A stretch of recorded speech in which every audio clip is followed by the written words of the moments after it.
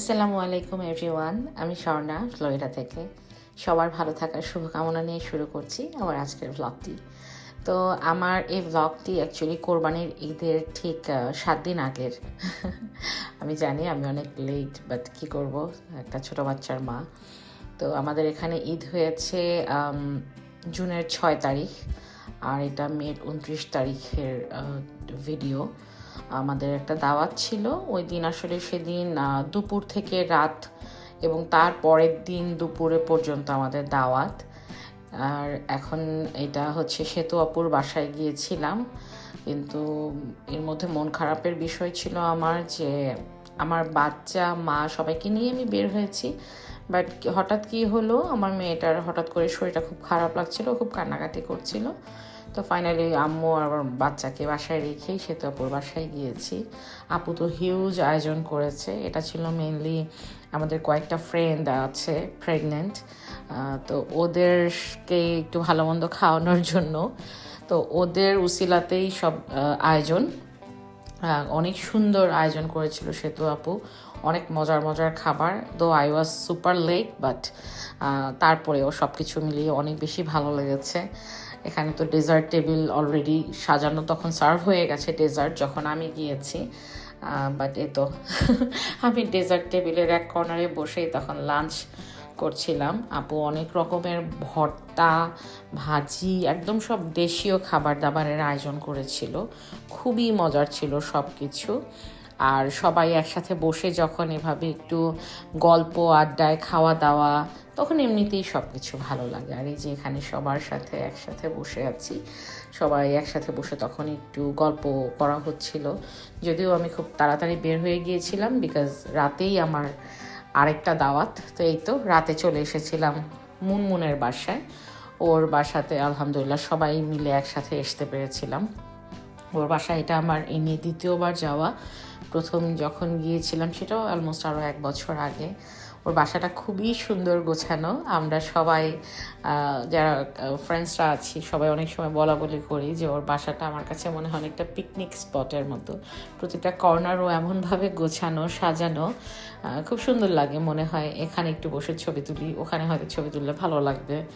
তো সেটাই, আমি ওর পারমিশন নিয়েই ওর বাসার ভিডিও করছিলাম। আমার কাছে মনে হচ্ছিল যে ওর বাসার একটা ভিডিও রাখলে মন্দ হয় না, সবাই দেখতে পারবে ওর বাসাটা আসলে কতটা সুন্দর করে ও সাজিয়ে গুছিয়ে রেখেছে। এখানে ভাবি প্লাস ওর শাশুড়ি আছে। তো এই তো অ্যাপাটাইজারে ছিল চটপটি, শ্রিম ফ্রাইড, খুবই মজার। চটপটি খেয়েছি, আর ফ্রাইড শ্রিম্পও খুবই মজার ছিল।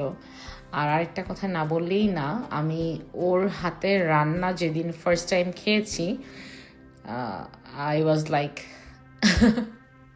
ও এত মজার রান্না করে, আমি আসলে না খেলে কখনো বিশ্বাস করতে পারতাম না যে ও এত মজার রান্না করে। যাই হোক, তো ওর বাসাটা দোতলায় এসে আজকে ঘুরে ঘুরে দেখছিলাম, আগে কখনো দেখা হয়নি। প্রথমেই ওর রুম ছিল, ওর বেডরুম, এটা ওর মেয়ের রুম। এত সুন্দর করে প্রতিটা রুম গোছানো, প্রতিটা রুম আলাদা আলাদা কালার, আলাদাভাবে থিম করে খুব সুন্দর লাগছিল আমার কাছে। আই থিঙ্ক এটা গেস্ট রুম। অনেক সুন্দর করে গুছিয়েছে মেয়েটা। ওর বাসায় আসার পর আসলে বুঝতে পেরেছি যে ও কতটা পরিপাটি, কতটা গোছানো। প্রতিটা কর্নারেই খুব সুন্দর, মানে একটা গুছগাছ করা মেয়ে যেরকম হয় সেই টাচ আছে।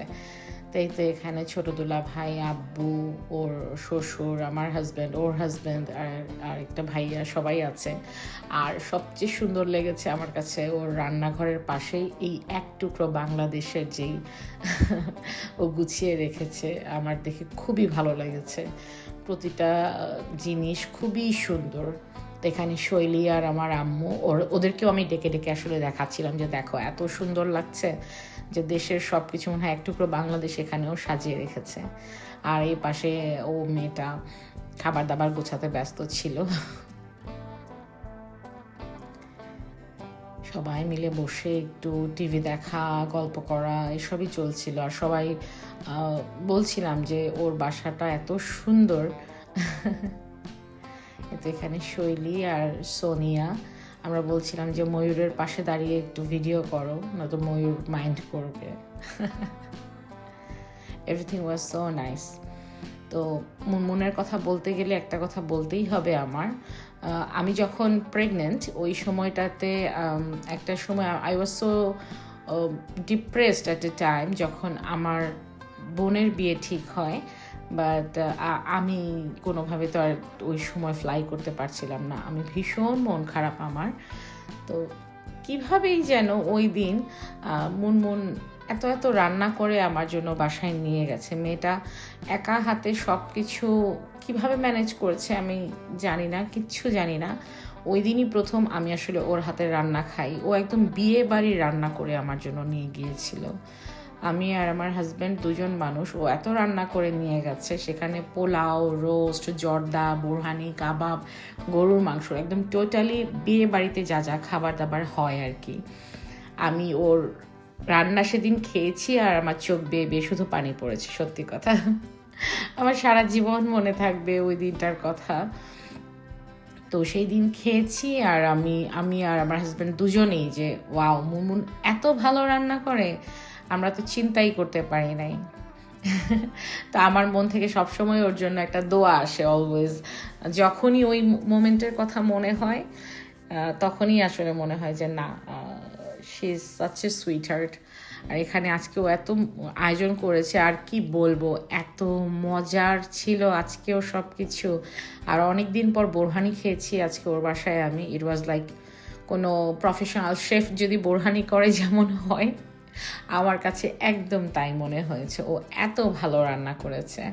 তো এই তো এখানে ফাইনালি পোলাও, রোস্ট, গরুর মাংস, বিয়ে বাড়ির সবজি, চিংড়ি মালাইকারি, ও মাই গড, এখনই দেখে আবার মনে হচ্ছে ক্ষুধা লেগে গেল। আর এই যে কাবাব, স্পেশাল কাবাব, everything was so yummy, so yummy. So এই ভিডিওর মাধ্যমে মুনমুনকে আমি আরেকবার থ্যাংক ইউ বলতে চাই। Everything was so perfect. মেয়েটা অনেক খাটাখাটুনি করেছে সারাদিন, বোঝাই যাচ্ছিল। বাট হ্যাঁ, ওই দিন আরও একটা মজার ব্যাপার ছিল যে আসলে অনেক দিন পর এমন একটা দাওয়াতে গিয়েছি যেখানে আসলে গল্প করা গেছে। খুবই অল্প কিছু মানুষ ছিল। অনেক মানুষ যখন হয় একসাথে তখন আলাদা রকমের মজা, বাট অল্প কিছু মানুষ, আমরা ফান অনেক বেশি করেছি সেই ক্ষেত্রে। তো এর কিছুক্ষণ পরেই আসলে আমরা বের হয়ে আসি, অনেক রাত হয়ে যাচ্ছিল। পরের দিনই আবার দুপুরে ছিল রুনার বাসায় দাওয়াত। এই পুরো দুটো দিন আমরা মনে হয় দাওয়াতের ওপরেই শুধু ছিলাম। তো রুনার বাসায় দুপুরে দাওয়াত ছিল। এই যে আমার মেয়ে, রুনার বাসার যে বেডরুম থেকে ওর যে সুইমিং পুলের ভিউ, সেটা দেখেই আমার মেয়ে অস্থির হয়ে গেছে। সে সেখানেই দাঁড়িয়েছিল, অনেক এনজয় করেছে। আর ওই দিন ও দুপুরে দাওয়াত দিয়েছে, আমি গিয়েছি 3টার দিকে ওর বাসায়। আমি ওর বাসা থেকে আমার বাসায় এসেছি তখন রাত 10:30 বাজে। আচ্ছা, অনেক মজা ছিল সব কিছু। আসলে অনেক সময় হয়, অনেক মজার যখন করি তখন না আসলে অত বেশি ভিডিও করা হয়নি। তো অনেক এনজয় করেছি, সেটাই সবার সাথে শেয়ার করলাম। আশা করি সবার ভালো লেগেছে। তো সবাই সবার পরিবার নিয়ে ভালো থাকবেন, আমার পরিবারের জন্য দোয়া করবেন। দেখা হবে নেক্সট কোনো ব্লগে। Till then, by.